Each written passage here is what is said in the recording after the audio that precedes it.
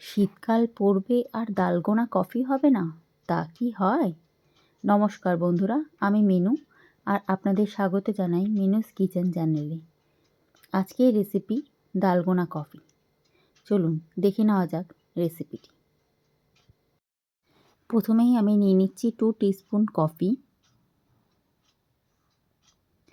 4 teaspoon powder sugar.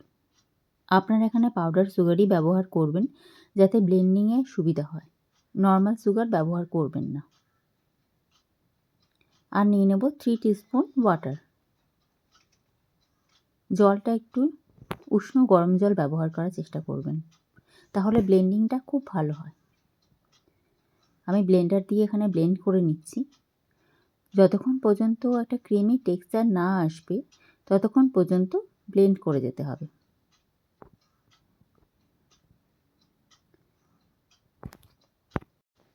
দেখুন ধীরে ধীরে এখানে একটা ক্রিমি টেক্সচার আসা শুরু করেছে। কিছুক্ষণ ব্লেন্ড করার পর দেখুন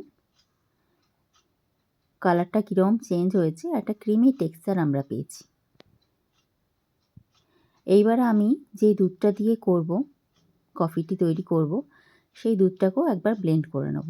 এই দুধটাও যেন একটু উষ্ণ গরম হয়।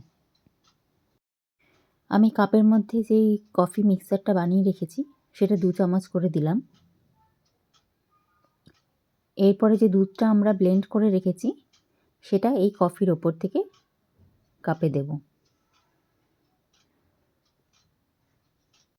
দুধটা একটু উঁচু থেকে দেওয়ার চেষ্টা করবেন যাতে কফির যেই মিক্সচারটা আমরা বানিয়েছি সেটা যেন দুধের সঙ্গে দেওয়ার সাথে সাথে মিক্সড হয়ে যায়, আলাদা করে মিক্সড না করতে হয়।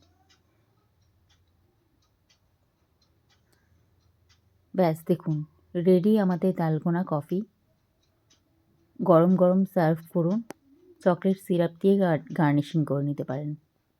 রেসিপিটি কেমন লাগলো অবশ্যই জানাবেন। যদি ভালো লাগে অবশ্যই ট্রাই করবেন এবং আমার এই চ্যানেলটিকে সাবস্ক্রাইব করে দেবেন এরকম আরও ভালো ভালো রেসিপি পাওয়ার জন্য। পুরো ভিডিওটি দেখার জন্য আপনাদের অসংখ্য ধন্যবাদ।